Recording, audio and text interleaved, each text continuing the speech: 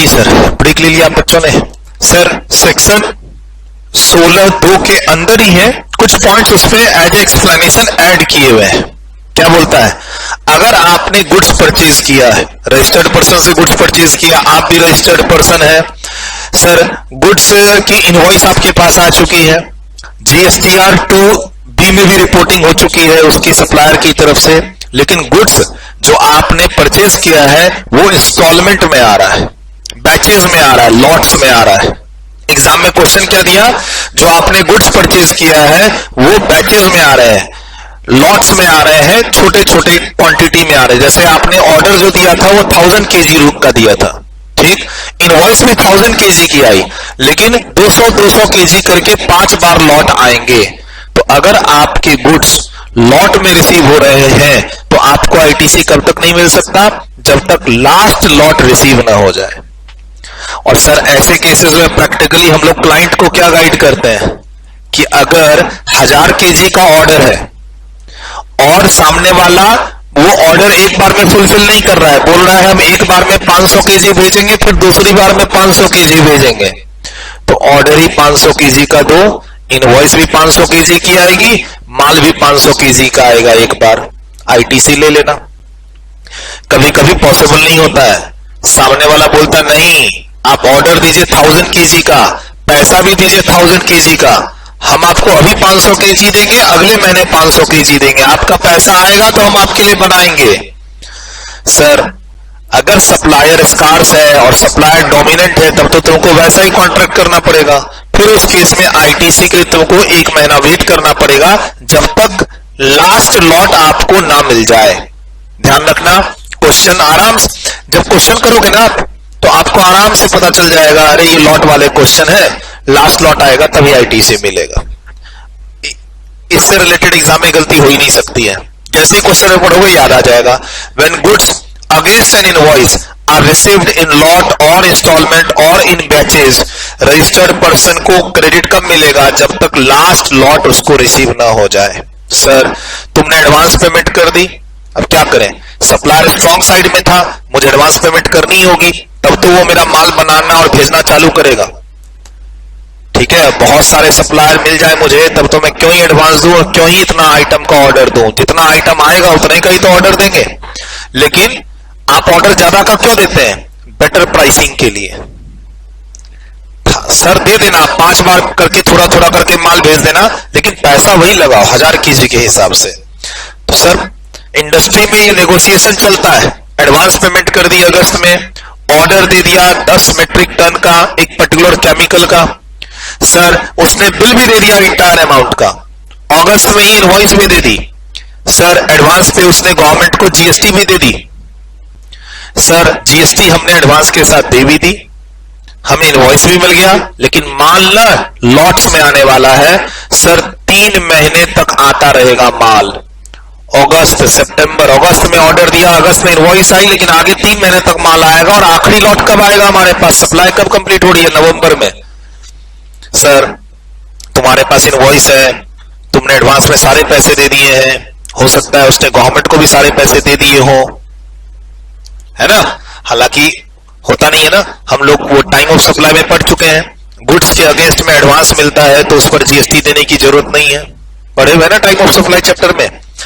तो sir government बोलती है आईटीसी कब मिलेगा, नवंबर मंथ के अकॉर्डिंग मिलेगा, जब तुम नवंबर मंथ का जीएसटी 3B फाइल कर रहे होगे मंथली केस में, तब आईटीसी क्लेम कर लेना। तो और इससे रिलेटेड प्रैक्टिकल क्वेश्चन आते हैं, वो आराम से तुम पहचान लोगे, तुम पढ़ो ना पढ़ो, एग्जाम में क्वेश्चन आएगा तुम पहचान लोगे। कैसा क्वेश्चन आएगा सर, ये देख लीजिए फिर से एक और एग्जांपल। सप्लायर ने इनवॉइस इशू कर दी 15 जनवरी को, रेसिपिएंट को वो इनवॉइस उसको मिल भी चुकी है, सर फुल पेमेंट कर दिया है इसने, फुल पेमेंट कर चुका है इसने, सर फुल पेमेंट 20 जनवरी 2025 को कर भी दिया है। कितने का ऑर्डर था, 1000 kg का। अब इस इनवॉइस के अगेंस्ट जो पेमेंट हुई है उसमें ऑर्डर 1000 kg का था, लेकिन मात्र 600 kg आया जनवरी में और 400 kg आया फरवरी में।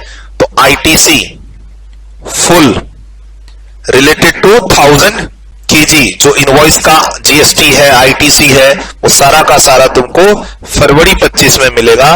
तुम प्रोपोर्शनेट आईटीसी सर 600 केजी जितना आईटीसी दे दो ना जनवरी में, नहीं हो सकता, नहीं हो सकता। फिर ऑर्डर तुम 600 केजी का देते, इनवॉइस 600 केजी का इशू करवाते, पेमेंट भी 600 केजी का करते। सर अगर ऐसा करोगे तो वो प्राइस ज्यादा लगाएगा। 1000 केजी का ऑर्डर देके 1000 केजी का नेगोशिएशन करोगे तो प्राइस कम लगाएगा ना वो। तो इंडस्ट्री में ऐसा बार्गेनिंग तो चलता है। सप्लायर बोलेगा पैसा पूरा दो, इनवॉइस पूरा लो, लेकिन हम टुकड़ों में माल देंगे, जैसे जैसे बनाएंगे वैसे वैसे भेजेंगे। तो सर गवर्नमेंट कहती है आईटीसी लास्ट में मिलेगा। और ऐसे भी अगर तुम इसको टाइम ऑफ सप्लाई से मैच करो तो हम लोग पढ़े हुए हैं गुड्स के केस में एडवांस पे जीएसटी देने की जरूरत नहीं है सप्लायर को, तो गवर्नमेंट के पास जीएसटी भी नहीं गया होगा। गवर्नमेंट सप्लायर तो पैसे पे मौज कर रहा होगा जो पैसा उसने एडवांस में उठा लिया है। क्या करोगे? नियम यही है। तो ये थोड़ा लिख लो आप, इसमें रेफरेंस दे देना पेज 12.4 का, पेज 12.4.1।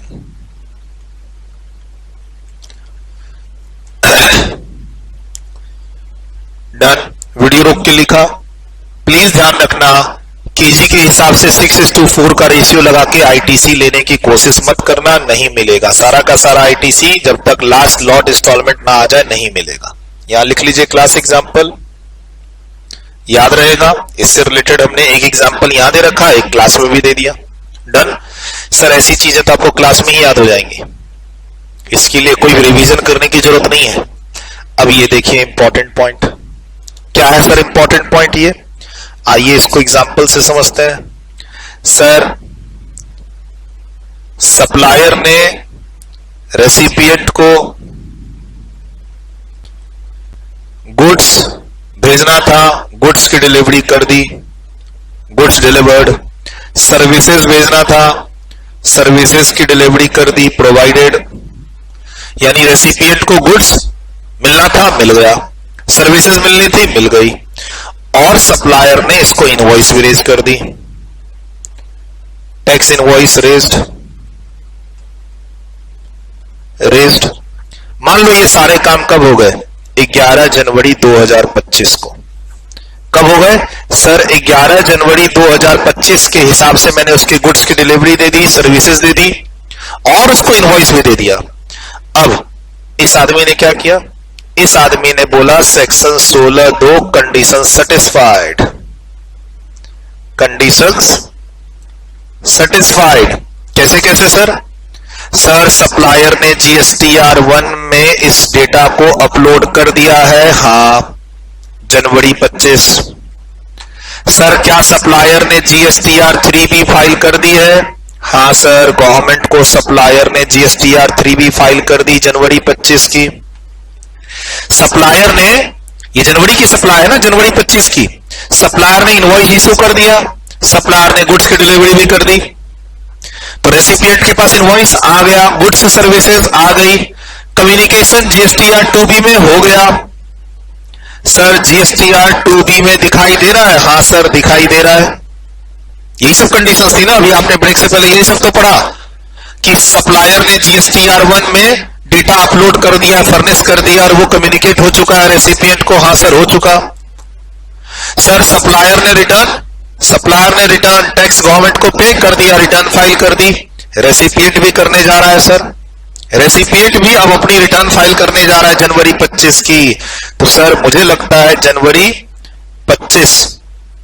25 में इसने आईटीसी अवेल कर लिया एंड यूटिलाइज भी कर लिया। किसने? रेसिपिएंट ने। रेसिपिएंट ने जनवरी 25 की GSTR3B फाइल कर दी, फटाफट आईटीसी लेके अवेल करके सेट ऑफ करके नक्की कर दिया। बोला सर सारे कंडीशन सेटिस्फाइड हो गए। रेसिपिएंट ने अपनी रिटर्न फाइल कर दी, हां। सप्लायर ने गवर्नमेंट को टैक्सेस जमा कर दिए, हां। सर क्या ये रेस्ट्रिक्टेड है? नहीं, it is not a restricted ITC as per section 38। लीजिए sir, it is not a restricted ITC as per section 38। सब रिवाइज हो गया, सब आपका रिवाइज हो गया। सर क्या इनवॉइस मिल गई इसको? हां सर 16(2)(a) इनवॉइस मिल गई। रेसिपिएंट के पास इनवॉइस है सर? हां है। कौन सी कॉपी है? ओरिजिनल कॉपी है। ठीक, 16(2)(1) क्लियर। क्या सप्लायर ने इसकी डिटेल को फर्निश कर दिया और ये सेक्शन 37 यूज करके कम्युनिकेट हो गई सर? हाँ सर, ये हो गई सर 16(2)(a). ठीक, क्लियर। सर क्या गुड्स और सर्विसेज डिलीवर हो गई? हाँ सर, उसको तो 11 जनवरी को ही डिलीवर हो गई 6(2)(b). एकदम परफेक्ट रिवीजन करा दे रहा हूं क्लॉज का रेफरेंस देके। सर क्या ये सेक्शन 38 में रिस्ट्रिक्टेड तो नहीं है? नहीं सर, रिस्ट्रिक्टेड नहीं है। 16(2)(b)(a), एक बार मैं भी मिला लूं। हाँ सर, 16(2)(b)(a) सेक्शन 38 में रिस्ट्रिक्टेड नहीं है।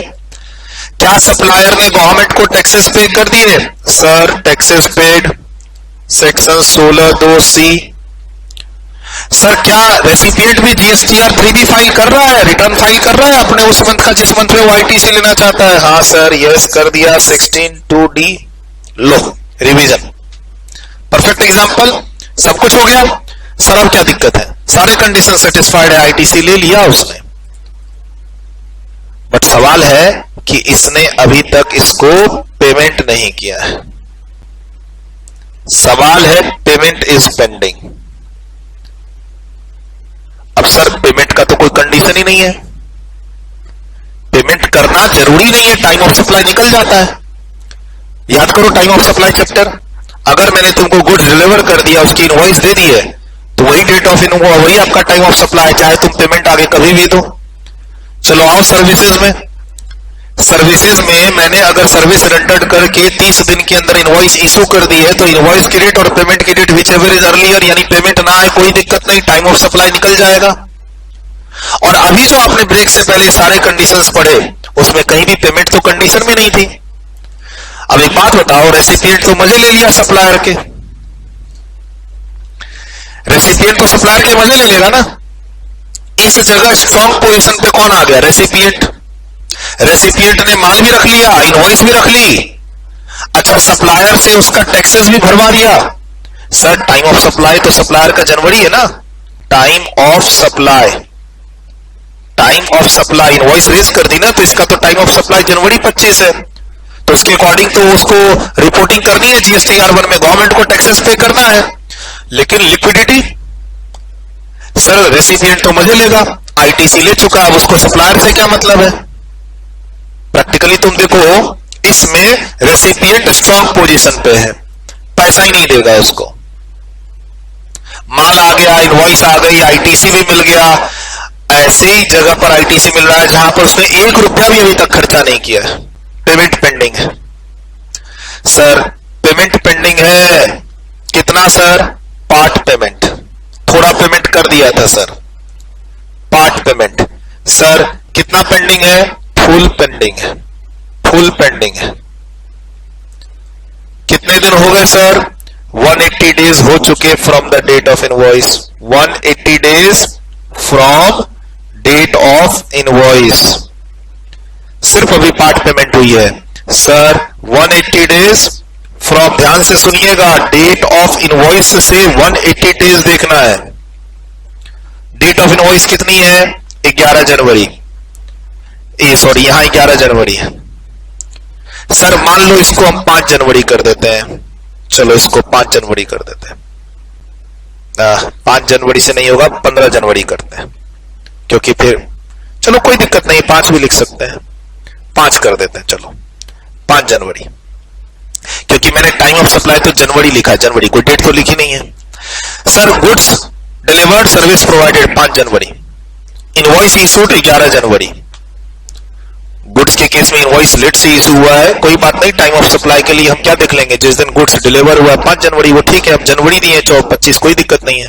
मैंने दोनों डेट को आगे पीछे कर दिया ताकि मैं ये बता सकूं कि जो 180 दिन काउंट करना है वो 11 जनवरी से काउंट करना है, that is 11 January 2025, that is 11 जनवरी 2025 से 180 दिन तक। सर ये चीज प्रैक्टिकल लाइफ में जब तुम ऑडिट करते हो तो बहुत काम आती है। प्रैक्टिकल लाइफ में जब हम ऑडिट करने जाते हैं तो ये देखा जाता है कि हमने जो ITC ली है परचेजेस पर, उसकी पेमेंट हमने पार्टी को 180 दिन के अंदर कर दी कि नहीं कर दी। तुम ये परचेज जो लेजर होता है ना, परचेज रजिस्टर, सर जितनी भी जगह पर तुमने आईटीसी ले रखा है, अकाउंटेंट को बोलो कि आपने जहां जहां आईटीसी ले रखा है परचेजेस पर, या तुम खुद वेरीफाई करो अकाउंटिंग टैली के अंदर घुस के, अकाउंटिंग सॉफ्टवेयर के अंदर घुस के तुमको एक समरी रिपोर्ट बनानी पड़ेगी। क्या कि कौन कौन सी इनवॉइस पर तुमने आईटीसी लिया है, मतलब क्वेरी रेज करनी पड़ेगी। फाइनेंशियल ईयर 24-25 में जिस जिस इनवॉइस पर तुमने आईटीसी ले रखा है उसकी डेट बताओ। कंप्यूटर बताएगा, तुम खुद ढूंढना सारी इनवॉइसेस पर, या वहां का अकाउंटेंट बताएगा। फिर किसकी किसकी पेमेंट हो गई, किसकी किसकी पेमेंट 180 दिन के अंदर हो गई, किसकी किसकी पेमेंट 180 दिन के अंदर नहीं हुई, ऐसा समरी बना के दो। अब जिसकी जिसकी पेमेंट 180 दिन के अंदर नहीं हुई है, सबका आईटीसी विथ इंटरेस्ट रिवर्स करना होगा, विथ इंटरेस्ट रिवर्स करना होगा on the expiry of 180 days. ये नियम है यहां जो अभी पढ़ रहे हैं आप, ये जो समझा रहा हूं ना क्लास चार्ट, ये पूरा अभी चार्ट के थ्रू बता रहा हूं, बहुत इंपॉर्टेंट है। 3 मार्क्स तो छोड़ो, 5 मार्क्स भी आ सकता है एग्जाम में। क्या पढ़ रहे हैं सर? सेक्शन 16(2) का proviso, second proviso. First proviso में लॉट इंस्टॉलमेंट वाली बात थी, सेक्शन 16(2) के अंदर ही है, प्रोवाइडेड दैट कंडीशन है बेसिकली। तो 16(2) के 6 पॉइंट्स खत्म हो गए, उसके बाद प्रोवाइडेड चालू हो गया, तो फर्स्ट प्रोवाइजो ऊपर गया लॉट वाला, ये हम सेकंड प्रोवाइजो में है 16(2) के अंदर ही।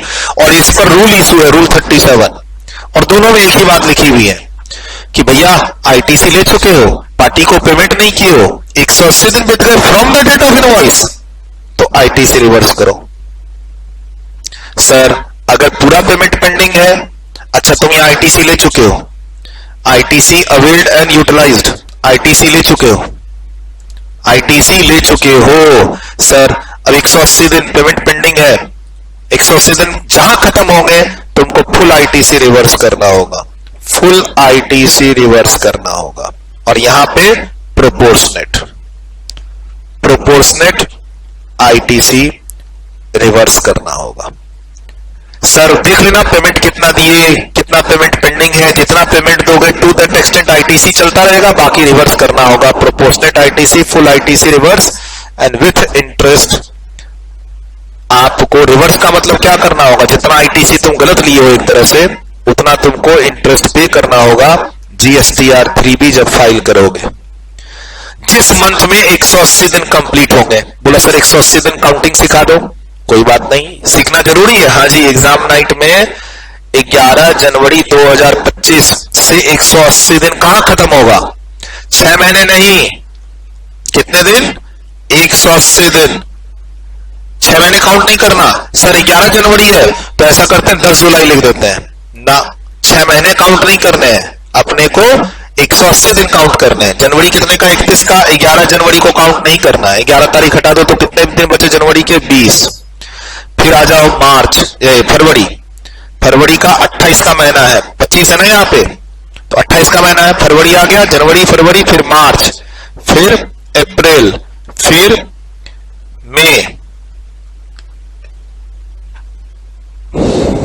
मई, जून, और अब देखना है कैलकुलेटर पे कितने दिन हो गए। तो सर जनवरी, फरवरी, मार्च, अप्रैल, मई, जून, 170 दिन।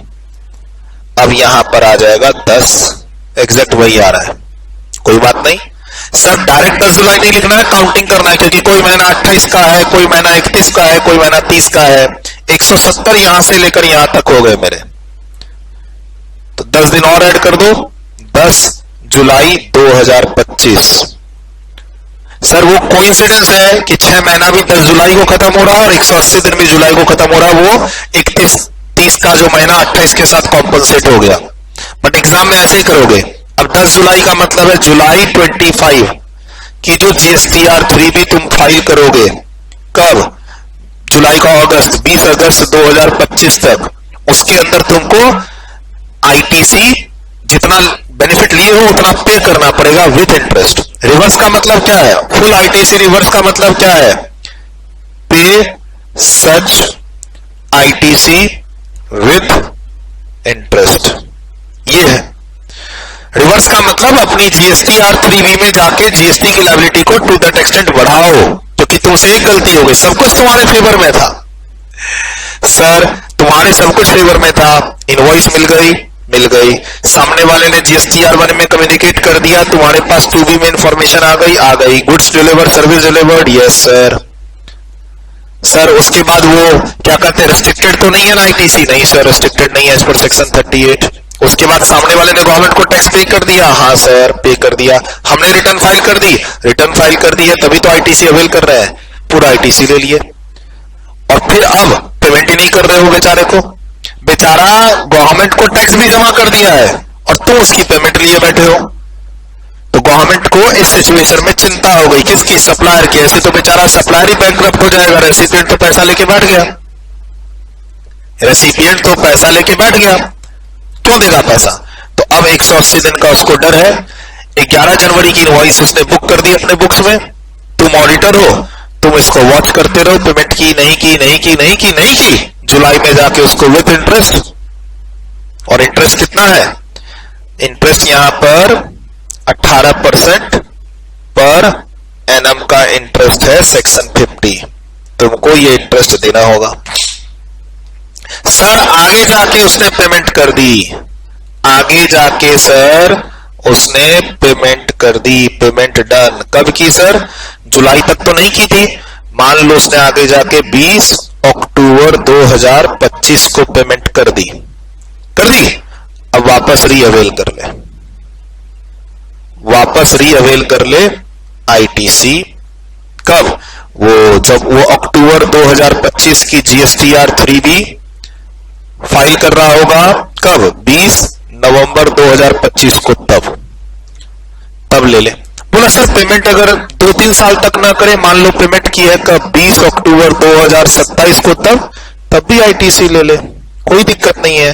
अक्टूबर 27 की GSTR3B में ITC रिक्लेम कर ले जितना पहले रिवर्स किया था। सर कब तक ऐसा कर सकता है? कोई टाइम लिमिट नहीं है, नो टाइम लिमिट। सर इसकी कोई टाइम लिमिट नहीं है, no time limit on re availment of ITC। Normally financial year 24-25 से रिलेटेड अगर ITC क्लेम करना है, 24-25 का इनवॉइस है, तो उसकी ITC अगले साल के 30 नवंबर तक क्लेम कर लेनी है। ऐसा हम लोग अभी पढ़ेंगे सेक्शन 16(4) में। टाइम लिमिट होती है सर? हाँ होती है। अगले फाइनेंशियल ईयर में 30 नवंबर तक ITC ले सकते हो पिछले फाइनेंशियल ईयर के इनवॉइसेस का। बट तुम तो ITC ले चुके थे ना, यहाँ पे तुम तो ITC ले चुके थे, जनवरी में सिस्टम में ले चुके ना ITC। अब तुमने 180 दिन के अंदर पेमेंट नहीं की तो रिवर्स करना पड़ा। अब आगे पेमेंट करोगे तो पेमेंट तो 1-2 साल 5 साल में जब भी करोगे ITC उस मंथ में ले लेना, उस मंथ के GSTR3B में। बोला सर वो इंटरेस्ट रिफंड मिलेगा क्या? नहीं, नो रिफंड ऑफ इंटरेस्ट, वो इंटरेस्ट तो तुम्हारी सजा है। सर जो इंटरेस्ट पे किए हो उसका भी वापस दे दोगे सर? नहीं, यहां जो इंटरेस्ट दिए हो ना उसको हम वापस नहीं करेंगे। और याद रखना, अगर पेमेंट पार्ट किए हो तो प्रोपोर्शनेट ITC रिवर्स होगा, पेमेंट किए ही नहीं हो तो फुल ITC रिवर्स होगा। 5-5 मार्क्स तक का कॉन्सेप्ट आता है, इसीलिए मैंने अच्छे से एक्सप्लेन कर दिया और लॉजिक भी बता दिया कि सप्लायर का टाइम ऑफ सप्लाई निकल चुका होगा क्योंकि उसने इनवॉइस रेज कर दी है, तो वो गवर्नमेंट को टैक्स दे चुका है, और रेसिपिएंट एक स्ट्रांग पोजीशन पे है क्योंकि पेमेंट करने की कोई बात कहीं नहीं मेंशन है। बिना पेमेंट के टाइम ऑफ सप्लाई निकल जा रहा है क्योंकि तुम इनवॉइस इशू कर दिए हो, और 16(2) के अंदर जितने भी कंडीशंस हैं कहीं भी पेमेंट टू सप्लायर की बात ही नहीं कर रही। तो सर ये तो स्ट्रांग पोजीशन पर ITC लेके बैठ गया। 180 दिन तक इंतजार करो, पेमेंट पेंडिंग दिखे तो ITC रिवर्स कर दो, 180 दिन की काउंटिंग सिखा दी, रीअवेल कर लो, वहां कोई टाइम लिमिट नहीं है। एक चीज तोड़ के बता दिया, इससे डिटेल्ड, इससे अच्छा मैं नहीं समझा सकता इस कॉन्सेप्ट को। किसको? Second proviso to section 16 subsection 2। क्या पढ़ रहे हैं sir? Second proviso to section 16 subsection 2, payment within 180 डेज। Payment within 180 days from date of invoice, from date of invoice. इससे अच्छा एग्जाम्पल और नहीं हो सकता। बैच लॉट वाला बता दिया, लिख चुके थे ऊपर वाला वीडियो रोक के। Second proviso to section 16(2), page number 12(4). Homework में सेट बी का ये वाला क्वेश्चन अब आपसे बन जाएगा, ये 19 नंबर, पेज नंबर 12(4). पेज नंबर 12(4) से रिलेटेड ये क्वेश्चन है 19 नंबर, set B, page number 12B.9, set B. Set B का 12B.9 का क्वेश्चन नंबर 19 अब तुमसे बन जाएगा। 4 से 5 मार्क्स का ये क्वेश्चन आता है। एग्जाम नाइट यानी लास्ट जो मिनट रिवीजन करते हैं हम लोग, सर 10 दिन के बाद एग्जाम है, रिवीजन करने के लिए इंपॉर्टेंट क्वेश्चन बताइए, तो वो पहले से ही आपकी बुक में इंपॉर्टेंट लिखा हुआ है, पहले से आपकी बुक में इंपॉर्टेंट लिखा हुआ है। बिल 11 लाख प्लस जीएसटी का था, पार्ट पेमेंट हुई है, पार्ट पेमेंट नहीं हो पाई, ठीक, और फाइनली बाद में जाके पेमेंट हो गई। तो 180 दिन काउंट करना है 5 नवंबर से। प्रोपोर्शनेट देख लीजिए, प्रोपोर्शनेट जो रिवर्स करना है लॉन्ग विथ इंटरेस्ट, उसकी कैलकुलेशन यहां दी हुई है, और वापस तुम क्लेम कर सकते हो, वो सब यहां लिखा हुआ है। 180 दिन कहां खत्म हो रहा है? 4 मई। वो कैलकुलेट कहां से करेंगे? From the date of invoice. Date of invoice क्या है सर? डेट ऑफ इनवॉइस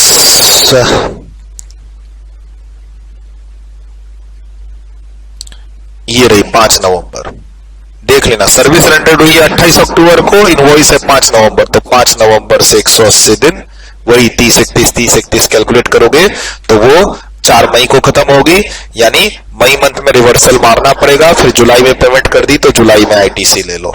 अब पेमेंट तुम 2 साल के बाद करो, 3 साल के बाद करो, तुम ये आईटीसी वापस कभी भी क्लेम कर सकते हो जब पेमेंट क्लियर कर दोगे, और इंटरेस्ट रिफंड नहीं होगा, ठीक, और 16/4 की टाइम लिमिट भी एप्लीकेबल नहीं होगी, जो अभी पढ़ेंगे थोड़ी देर के बाद।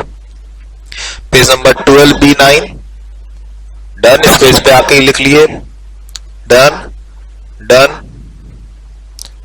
चलिए, किस पे क्वेश्चन है सर?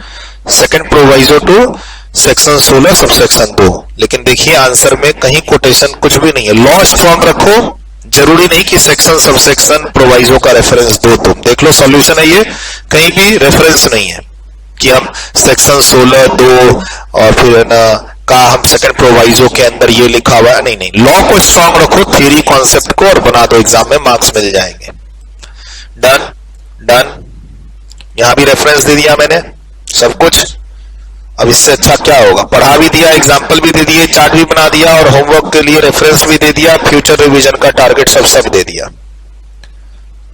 इससे तगड़ा, इससे अच्छा मेहनत और मैं आपके लिए नहीं कर सकता। फीस इतनी ही के लिए मिली थी मुझे, अब इसके आगे का काम आपका है। और इसमें देखो, जो भी ब्रेक से पहले मैंने आपको पढ़ाया था 16(2) के 6 कंडीशंस सब रिवाइज हो गए, रिवीजन चार्ट बन गया ये एक तरह से। ये सेक्शन 16(2) के जो 6 कंडीशंस हैं उनका रिवीजन चार्ट बन गया, रिवीजन चार्ट है ना। बेस्ट है, बेस्ट। दोस्तों को भी शेयर करो, ये चार्ट दोस्तों को भी शेयर करके तुम किसी फ्रेंड्स को पकड़ के समझा दो ये चीज। ऐसा एग्जाम्पल क्रिएट करो, सेक्शन 16(2) लेके बैठो और उसको समझा दो, कनेक्ट कर दो उसको, वो खुश हो जाएगा तुमसे, पार्टी तो देख ही जाएगा तुमको, एक बर्गर तो खिला ही देगा।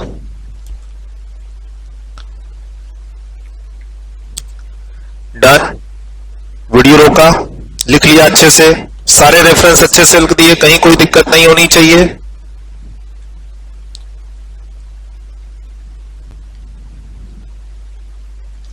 डन। वीडियो रोक के लिखा, नेक्स्ट।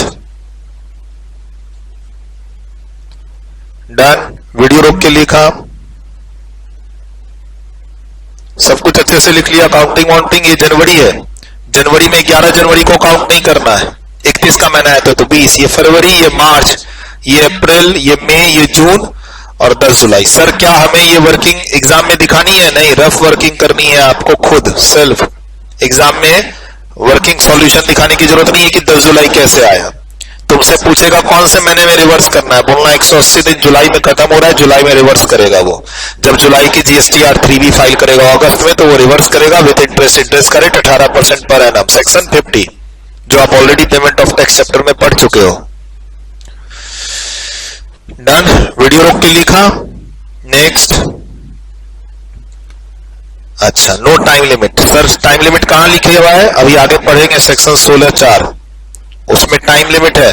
नेक्स्ट फाइनेंशियल ईयर का 30 नवंबर तक तुमको ITC ले लेना है। लेकिन देखो सर, हम तो फाइनेंशियल ईयर 2027-28 में भी ITC ले लेंगे। इसका इनवॉइस 25 की है, 24-25 की। ठीक, इनवॉइस कब की है? कब की इनवॉइस है? फाइनेंशियल ईयर 24-25 की। ठीक, 24-25 में ITC ले लिया था, फिर 25-26 में मुझे जुलाई फाइनेंशियल ईयर 25-26 में रिवर्स करना पड़ा।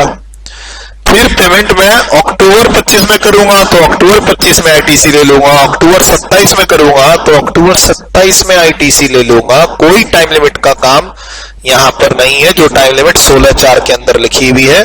क्या सर? नेक्स्ट फाइनेंशियल ईयर के 30 नवंबर तक ITC ले लो। ऐसी कोई टाइम लिमिट रीअवेलमेंट में काम नहीं करेगी। हाँ, ये ITC तो मैं टाइमली ले चुका था।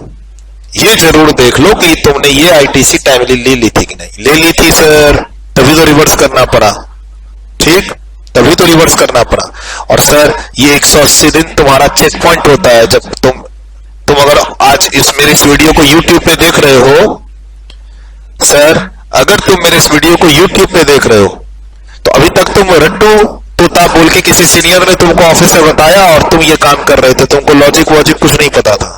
अब तुमको पता है सेक्शन 16(2) का सेकंड प्रोवाइजो, यानी लास्ट में 16 स्टार्ट होने से पहले लिखा है, फिर रूल 37 इसके सपोर्ट में है। अब पूरा फ्रेमवर्क तुमको फिक्स हो गया। तुम्हें with logics, with section, with rules सब कुछ पता चल गया। अब तुमको किसी भी अपने कॉलीग या सीनियर के भरोसे इस चीज के लिए नहीं रहना है। बस माहौल बना देना है तुमको ऑफिस में और क्लाइंट साइट पे। भैया 180 दिन तो चेक करेंगे। सारी इनवॉइसेस का चेक मत करने बैठ जाना, बेवकूफ बन जाओगे। जिन जिन इनवॉइस के लिए तुम ITC क्लेम कर रहे हो, उनकी पेमेंट 180 दिन के अंदर की नहीं की। कुछ इसके एक्सेप्शंस भी हैं, अभी आएंगे। आधा अधूरा पढ़ के मत चले जाना जी मैं तो अब तुम्हारी ऑडिट कर दूंगा। ऐसा नहीं है, जोश में नहीं आना है। बट यस, ऑफिस में कभी कभार सीनियर जो कहता है वो हम कर देते हैं और उसी चीज को करते रहते हैं बिना किसी सपोर्ट के। तो अब तुमको लीगल सपोर्ट मिल गया कि ऐसा क्यों करते हैं। और जो बच्चे अभी पढ़ाई कर रहे हैं, रजिस्टर्ड स्टूडेंट्स हैं, एग्जाम्स देने वाले हैं, इन सब से रिलेटेड इंटरव्यू में क्वेश्चन पूछे जा सकते हैं और इन सब से रिलेटेड प्रैक्टिकली तुमको इनसाइड ऑफिस में एक्सपीरियंस मिलेगा और वहां तुम लीगली स्ट्रांग हो, काम कर लेना प्रैक्टिकली। तुम्हारे बॉस, कलीग सब खुश हो जाएंगे इस कॉन्सेप्ट के साथ जब तुम ऑफिस में काम करने जाओगे। तो वाह, इस लड़के को कुछ बताना ही नहीं है, इसको तो 180 दिन का कॉन्सेप्ट पता है, काउंटिंग वाउंटिंग सब पता है।